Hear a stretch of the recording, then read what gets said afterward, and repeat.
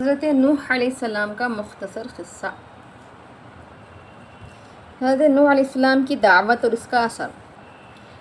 حضرت نوح علیہ السلام نے اپنی قوم کو دین کی دعوت دی۔ فرمایا کہ اے قوم، بتوں کی پوجا مت کرو، ایک اللہ کی عبادت کرو، اس کے عذاب سے ڈرو اور قیامت کے دن سے خوف کرو، جس دن کوئی کسی کے کام نہیں آئے گا۔ قوم کے سرداروں نے کہا کہ ہم تم کو خود گمراہ اور اپنا دشمن سمجھتے ہیں۔ آپ نے جواب دیا کہ میں گمراہ نہیں ہوں۔ آپ سے مراد نوح علیہ السلام۔ نوح علیہ السلام نے جواب دیا، میں گمراہ نہیں ہوں، بلکہ میں تمہارے پاس اللہ تعالیٰ کا پیغام لایا ہوں، مان لو گے تو تمہارا بھلا ہوگا۔ حضرت نوح علیہ السلام نے بہت کوشش کی کہ سب ایمان لے آئیں، اللہ کی عبادت کریں، بتوں کی عبادت چھوڑ دیں، لیکن چند غریب لوگوں کے سوا کوئی ایمان نہ لایا، اور مالداروں نے کہا کہ تم ان غریبوں اور ذلیل لوگوں کو نکال دو تو ہم تمہاری بات مانیں گے۔ حضرت نوح علیہ السلام نے فرمایا کہ میں ایسا نہیں کر سکتا، میں تو تمہیں برے انجام سے ڈراتا ہوں اور اچھی باتوں پر آمادہ کرتا ہوں۔ حضرت نوح علیہ السلام نے اپنی قوم کو ہر طریقے سے سمجھایا اور بہت نصیحت کی، لیکن قوم نے نہ مانا۔ جب حضرت نوح علیہ السلام نصیحت شروع کرتے تو لوگ اپنے کانوں میں انگلیاں ٹھونس لیتے تھے، یعنی اتنے شریر لوگ تھے، اتنے نافرمان تھے کہ آپ کی بات سننا پسند نہیں کرتے تھے اور کانوں میں انگلیاں ڈال لیتے تھے۔ حضرت نوح علیہ السلام نے بہت کوشش کی اور 950 برس تک سمجھاتے رہے۔ معمولی بات ہے، 950 سال تک آپ دین کی تبلیغ کرتے رہے، گمراہوں کو راستے پر لاتے رہے، لوگوں کو اللہ کے دین کی طرف بلاتے رہے، لیکن اس کے باوجود بھی اتنی جاہل قوم تھی، اتنی سرکش قوم تھی کہ اس قوم کبھی آپ کی بات کو نہیں مانی اور اسلام کی دعوت دیتے رہے۔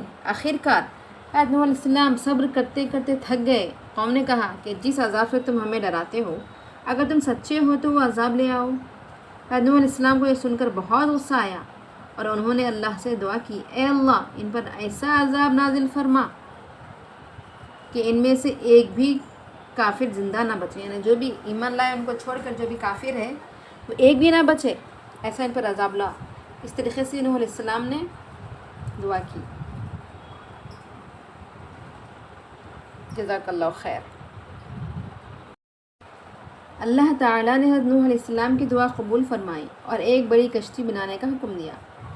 حضرت نوح علیہ السلام نے کشتی بنانا شروع کی۔ جب ان کی قوم ان کو کشتی بناتے ہوئے دیکھتی تو بہت ہنستی اور مذاق اڑاتی تھی۔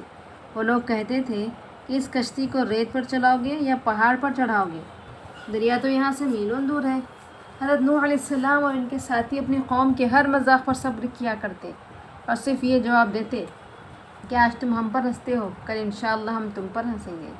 آخر کار اللہ کا عذاب آ گیا جس کا قوم کو انتظار تھا۔ آسمان سے بارش کا سلسلہ شروع ہو گیا اور زمین پانی اگلنے لگی۔ ایسا معلوم ہوتا تھا کہ آسمان پھٹ گیا ہے اور چاروں طرف سے پانی نے گھیر لیا۔ اللہ تعالیٰ نے حضرت نوح علیہ السلام کو حکم دیا کہ ایمان والوں کو لے کر کشتی میں سوار ہو جاؤ اور اپنے ساتھ ہر جانور کا ایک ایک جوڑا بھی لے لو۔ آج اس طوفان سے کوئی نہیں بچ سکتا، نہ تو کوئی انسان اور نہ کوئی جانور۔ کشتی موجوں کو چیرتی ہوئی چلنے لگی۔ موجیں اتنی اٹھتی تھیں جیسا کہ دریا میں بڑے بڑے پہاڑ ہوں۔ تمام لوگ ڈوب رہے تھے۔ اس دوران حضرت نوح علیہ السلام نے اپنے بیٹے کو دیکھا جو کافر تھا۔ فرمایا کہ بیٹے، کشتی میں سوار ہو جا۔ اس نے کہا کہ میں پہاڑ پر چڑھ کر اپنی جان بچا لوں گا۔ اچانک ایک موج آئی اور اسے بہا لے گئی، وہ مر گیا۔ اللہ تعالیٰ بندوں کی صورتیں اور ان کا حسب نسب نہیں دیکھتا بلکہ ان کے اعمال دیکھتا ہے۔ جب تمام کافر ڈوب کر ہلاک ہو گئے اور تمام بستیاں تباہ ہو گئیں تو اللہ نے حکم دیا کہ اے آسمان رک جا اور اے زمین پانی کو نگل لے۔ اللہ کا حکم آتے ہی پانی خشک ہو گیا اور نوح علیہ السلام کی کشتی جودی پہاڑ پر جا کر ٹھہر گئی۔ نوح علیہ السلام اپنے گھر والوں، مسلمانوں اور جانوروں کے جوڑوں کو لے کر کشتی سے اترے اور اللہ کا شکر ادا کرنے لگے۔ حضرت نوح علیہ السلام کی قوم ہلاک ہو گئی۔ ان پر کوئی رونے والا نہ تھا، نہ آسمان نہ ان پر رویا اور نہ زمین کو ان پر ترس آیا۔ اس کے بعد اللہ تعالیٰ نے حضرت نوح علیہ السلام کی اولاد میں خوب برکت عطا فرمائی۔ ان کی اولاد میں انبیاء بھی ہوئے اور بادشاہ بھی، اور بہت سی قومیں ہوئی۔ حضرت نوح علیہ السلام پر اللہ کی رحمت و سلامتی نازل ہو۔ ناظرین، جہاں تک ہو سکے اس ویڈیو کو لائک کیجیے، شیئر کیجیے، سبسکرائب کیجیے اور لوگوں تک پہنچائیے، صدقہ جاریہ کمائیے۔ جزاک اللہ۔